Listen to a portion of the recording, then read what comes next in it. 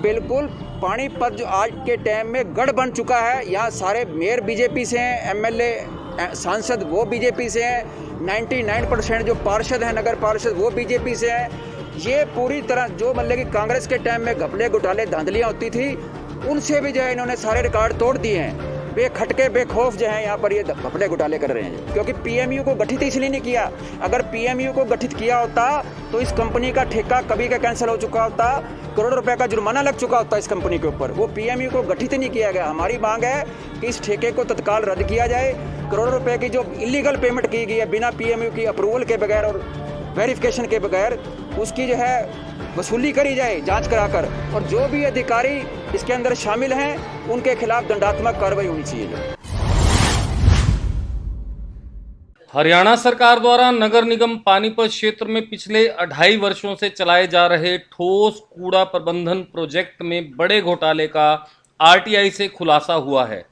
RTI activist PP Kapoor ने JBM company को 2.5 वर्ष पूर्व सरकार द्वारा सफाई कार्य के लिए दिए गए ठेके को घोटाला बताते हुए ठेका तत्काल रद्द करने की मांग की है। कपूर ने बताया कि फरवरी 2018 से जुलाई 2020 तक 2.5 वर्ष की अवधि में नगर निगम पानीपत ने जेबीएम कंपनी को कुल 36,46,72,864 रुपए का भुगतान किया है। वहीं नगर पालिका समालखा ने 1 मार्च 2018 से 30 जून 2020 तक 2,11,26,141 रुपए का भुगतान जेबीएम कंपनी को किया है। यह भुगतान टेंडर एग्रीमेंट की शर्तों के अनुसार प्रोजेक्ट मैनेजमेंट यूनिट यानी कि पीएमयू द्वारा सफाई कार्य के निरीक्षण व बिलों की वेरिफिकेशन के पश्चात किए जाने थे, लेकिन सफाई ठेका कार्य शुरू हुए 2.5 वर्ष बीत जाने के बावजूद भी पीएमयू का गठन अब तक नहीं किया गया।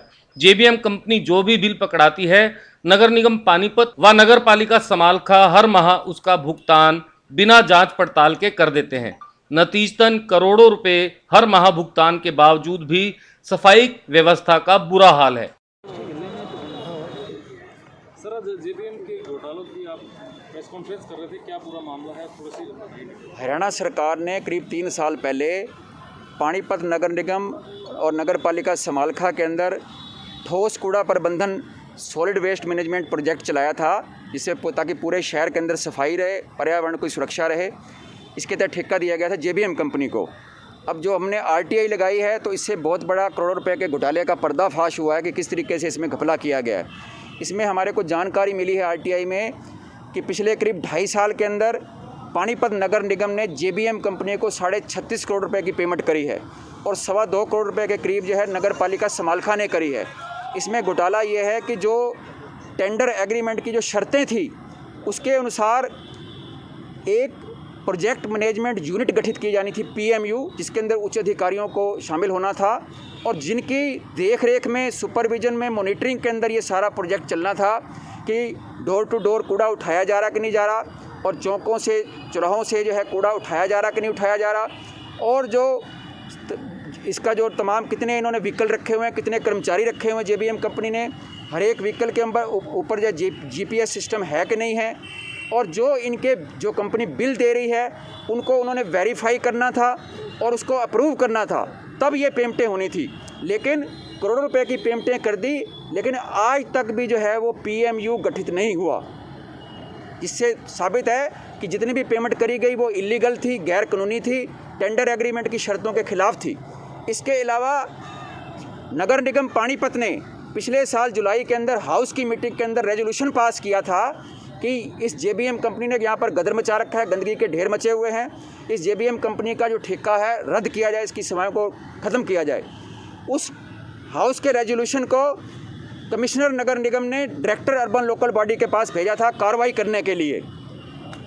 अब हमने जब आरटीआई लगाई 1 साल पहले, तभी आरटीआई लगाई थी, तो अब पता चला है कि वो फाइल जो है डायरेक्टर ऑफिस से गायब करवा दी गई। ये भी पूरी तरह से बताता है कि किस कदर जो है ये घोटाला चल रहा है। मेयर सरदार भूपेंद्र सिंह ने भी जो है एक कंप्लेंट करी थी इस कंपनी के खिलाफ और रंगे हाथों पकड़ा था। उस पर भी नगर निगम ने इंक्वायरी कराकर फिर कार्रवाई के लिए डायरेक्टर अर्बन लोकल बॉडी को भेजा था। वो फाइल भी वहाँ से गायब हो चुकी है। भ्रष्टाचार के कई बार आरोप लगे, कई बार नेताओं ने भी इस बात को उठाया, लेकिन उसके बाद फिर वो भी चुप हो गए। कितने सालों से ये चलता आ रहा है, इसमें कैसे साबित कर पाएंगे कि ये बहुत बड़ा घोटाला है? ये बहुत बड़ा घोटाला ऐसे है कि इसको सरकार ने सीधे तौर पर दिया है। इसमें नगर निगम की कोई सहमति नहीं ली गई, नगर पालिका की कोई सहमति नहीं ली गई। इनका तो काम सिर्फ जो JBM कंपनी इनको बिल पकड़ाए उनकी पेमेंटें करना है करोड़ों रुपए की। जो काम पहले लाखों में होता था आज वो करोड़ों में होता है। और ये ठेका भी 22 साल की लंबी अवधि के लिए दिया गया है। क्या कोई ठेके 22 साल के लिए होते हैं? ये तो मतलब कि सारी ज़िंदगी का ठेका दे दिया इसको लूट के लिए जाए। ठेका 2 साल का, 5 साल का होता है, 22 साल का ठेका दे दिया ये भी RTI। हर फैमिली से 30 रुपये पर मंथ भी लिया जा रहा है, तो क्या वो उससे अलग हो रहेगा? नहीं, वो टेंडर एग्रीमेंट की शर्तों के अंदर है वो चीज़ें। वो सरकार मतलब कि ने जो है एक तो इसको पेमेंट कर रही है कूड़ा उठाने के लिए भी करोड़ों रुपए की, और पब्लिक से भी जो है वो प्लाट के हिसाब से, बिल्डिंग के एरिया के हिसाब से कहीं 500 रुपये, 1000, कहीं 30, कहीं 50, वो भी जो है वो भी टैक्स लिया जाना है पब्लिक से। तो ये एक बहुत बड़ा घोटाला है जिसका अभी तक लोगों को पता भी नहीं है कि ये कितना बड़ा घोटाला है। मेयर अवनीत कौर कहती है कि वो संतुष्ट है, पहले से बेहतर काम हो रहा है, और जो पहले विरोध करते थे अब वो शांत है। चुप्पी उन्होंने साथ रखी है। ये क्या है कि जब रेजोल्यूशन पास किया 1 साल पहले, उसके बाद इन्होंने पता ही नहीं किया कि उसके रेजोल्यूशन पे क्या कार्रवाई, उसकी कोई पैरवी ही नहीं करी इन्होंने। तो मेयर साहब जवाब दें पब्लिक को कि जब आपने रेजोल्यूशन पास किया था उसकी पैरवी क्यों नहीं करी। और फरीदाबाद नगर निगम के अंदर एक दूसरी कंपनी है ऐसी जिसको यही काम दिया गया है, उसके ऊपर जो है 1.5 करोड़ रुपए से ज़्यादा का जुर्माना लगाया गया।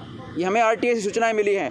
लेकिन पानीपत के अंदर जहाँ इतनी बुरी हालत है, जहाँ हाउस ने खुद रेजोल्यूशन पास किया इसके खिलाफ टेंडर कैंसिल करने का, तो मैडम अवनीत कौर जो मेयर साहिबा हैं और यहाँ के जो कमिश्नर साहब हैं वो पब्लिक को जवाब दें कि ये जो रेजोल्यूशन पास किए गए या अखबारों में बयानबाजी करी गई वो पब्लिक के गुस्से को शांत करने के लिए या कोई और सेटिंग करने के लिए दिए गए थे या कोई कार्रवाई करने के लिए। और बताएं कि आज तक 1 रुपये का जुर्माना क्यों नहीं लगाया इस कंपनी के खिलाफ। अधिकारी और कंपनी के नेक्सस बगैर ये चल नहीं सकता, तो क्या ये सभी भ्रष्टाचार में डूबे हुए हैं? ये बिल्कुल पानीपत जो आज के टाइम में गढ़ बन चुका है। यहाँ सारे मेयर BJP से हैं, MLA सांसद वो BJP से हैं, 99% जो पार्षद हैं नगर पार्षद वो BJP से हैं। ये पूरी तरह जो मतलब कि कांग्रेस के टाइम में घपले घोटाले धांधलियाँ होती थी उनसे भी जो है इन्होंने सारे रिकॉर्ड तोड़ दिए हैं। बेखटके बेखौफ जो है यहाँ पर ये घपले घोटाले कर रहे हैं। सर, मेयर ने 2 लाख रुपए का जुर्माना लगाया था जो आज तक पास नहीं हुआ, इस पे आप क्या कहेंगे?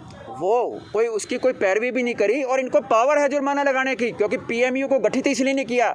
अगर PMU को गठित किया होता तो इस कंपनी का ठेका कभी का कैंसिल हो चुका होता, करोड़ों रुपए का जुर्माना लग चुका होता इस कंपनी के ऊपर। वो PMU को गठित नहीं किया गया। हमारी मांग है कि इस ठेके को तत्काल रद्द किया जाए।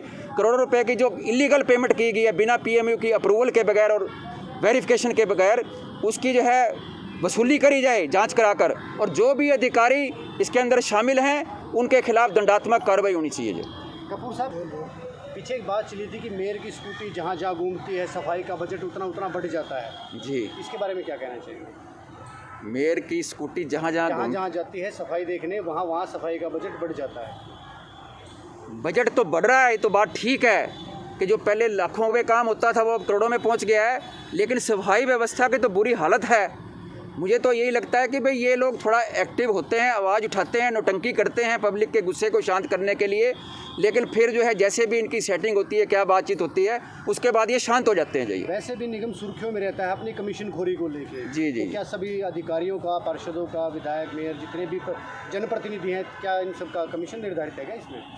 बिल्कुल, ये तो कोई सही ढंग से ये खुद BJP के नेता खुद आरोप लगाते हैं, प्रेस कॉन्फ्रेंस करते हैं कि घोटाले चल रहे हैं, भ्रष्टाचार हो रहा है यहाँ पर नगर निगम के अंदर रिकॉर्ड तोड़, और उसके बाद जो है लिपापोती करके इंक्वायरियाँ दिखा के उसके बाद सब खत्म हो जाता है। आज तक किसी के ऊपर कोई कार्रवाई नहीं हुई। एक गांव निबरी में कूड़ा पृथक्करण के लिए टेंडर लगाया था 48 करोड़ रुपए का। ठीक है जी, वो एक सफाई निरीक्षक की सिर्फ एस्टीमेट पे लगा दिया गया। जी जी जी, जब हमने उसका मुद्दा उठाया तो बाद में 34 करोड़ का हो गया। अच्छा, 10 करोड़ कम हो गए सीधे।